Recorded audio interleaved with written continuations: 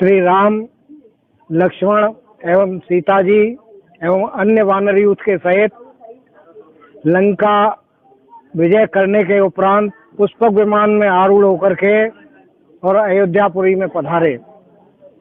श्री मार्ग में जिन जिन स्थानों पर भगवान ने जो लीलाएं की थी उन सबको विस्तार से सीता जी को समझाते हैं और पुनः गंगा जी के तट पर आते हैं।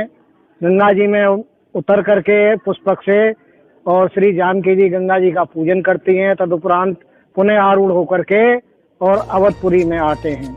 श्री हनुमान जी महाराज को कुशल क्षेम पूछने के लिए और भरत जी के पास में भेजते हैं। नंदी ग्राम में जहाँ भरत जी एक संत के रूप में निवास कर रहे थे, बैरागी के रूप में निवास कर रहे थे और राजकाज को विभिन्न प्रकार से चरण पादुकाओं की सेवा करके चला रहे थे, वहीं पर श्री जटाजूट पहने हुए श्री भरत जी के पास में हनुमान जी ब्राह्मण के वेश में आते हैं।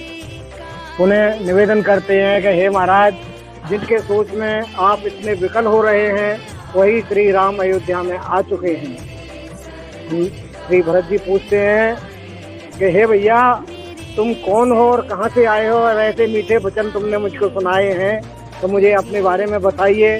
तो हनुमान जी कहते हैं कि हे महाराज, मैं मारुतपुत्र पवन पुत्र हनुमान हूँ, भगवान का सेवक हूँ और लंका में विजय करने के पश्चात ठाकुर जी यहाँ आ चुके हैं और आप बड़े अधीर पूर्वक होकर के और आप से मिलने के लिए उत्सुक हैं। अतः आप अब किसी बात का सोच न करें, भगवान स्वयं पधार गए हैं और शीघ्र ही यहाँ आपके पास सम्मुख आने वाले हैं। श्री हनुमान जी इतना कह करके चले जाते हैं। इधर भरत जी वनवास में जाकर के सभी को एक कथा सुनाते हैं कि भगवान रामचंद्र आ चुके हैं।